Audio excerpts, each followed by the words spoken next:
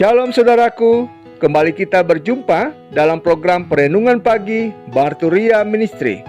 Puji syukur kepada Kristus Tuhan untuk anugerah kehidupan di hari ini, bahkan bagi setiap kita yang diperkenankan untuk mengingat rayakan usia kelahiran dan usia pernikahan. Teristimewa untuk sertaan usia kelahiran yang bertambah bagi Bapak Malang Paulus dan Saudari Aprilia Satiti Ayunitias. Doa kami, anugerah kasih Kristus senantiasa merahmati dengan kesehatan, kekuatan, dan hikmat-Nya, serta berkenan memberkati dan menyempurnakan sukacita bersama dengan keluarga terkasih. Kini, sabda Tuhan akan kita dengarkan, mendahulunya kita sehati dalam doa. Ya Bapa yang mulia, tolonglah kami dengan kuasa Roh Kudus-Mu, sehingga dengan hikmat Allah, kami dimampukan untuk memahami, memaknai, dan melakukan kehendak firman-Mu dalam kehidupan kami. Dalam nama Tuhan Yesus kami berdoa. Amin.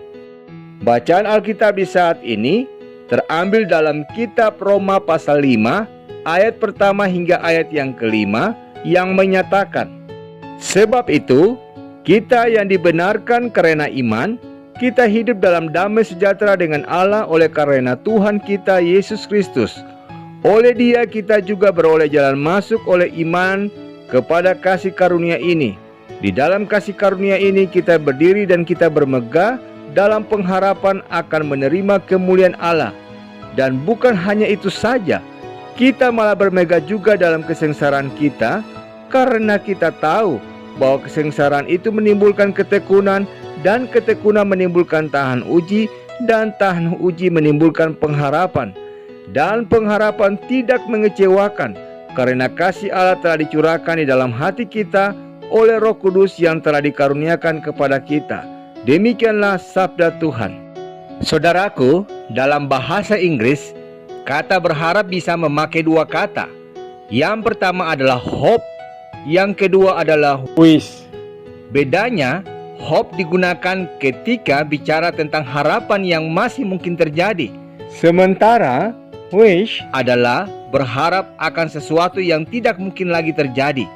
Ketika kita melamar ke sebuah perusahaan dan berkata, saya berharap bisa diterima di perusahaan ini, maka kita memakai hope.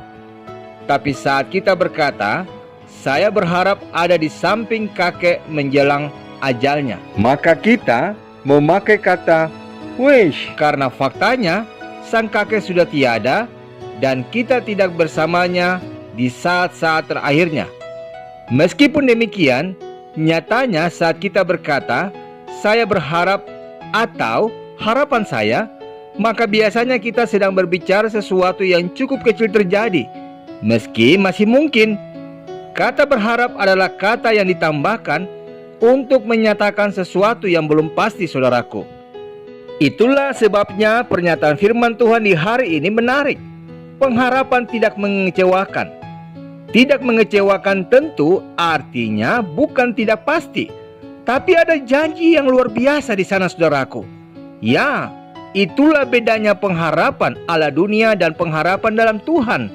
Namun beranikah Anda berkata bahwa segala harapan kita atas bangsa kita di hari ini tidak akan membawa hasil mengecewakan?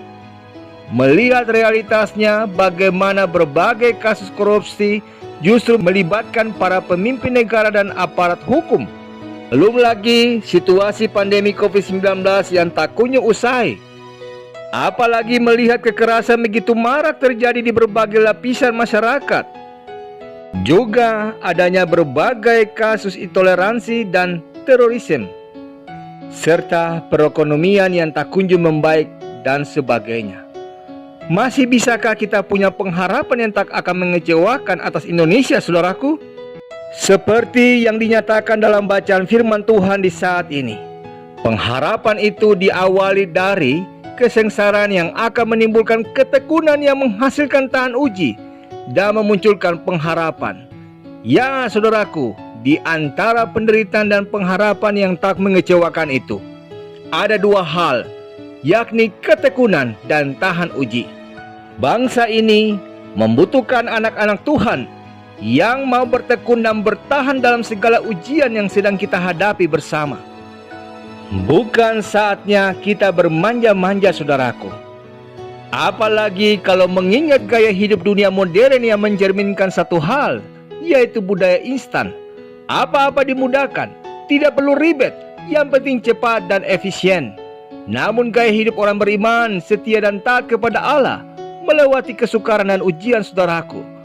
Bahkan tantangan, masalah, rintangan, pergumulan akan mengenalkan kita kepada kekuatan iman, sehingga ujian dan cobaan bukan membahayakan, melainkan menjadikan kita semakin kuat.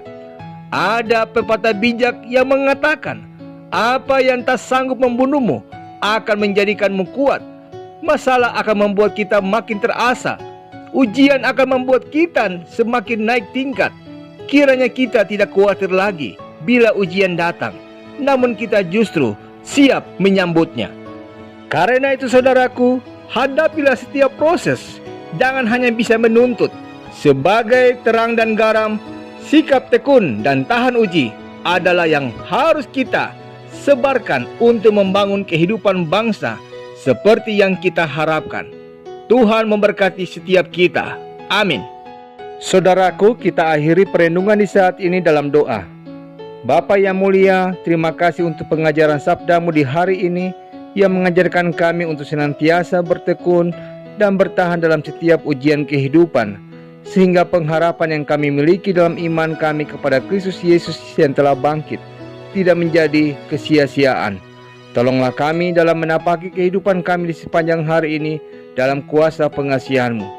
Dalam kasih Kristus Yesus kami berdoa. Amin.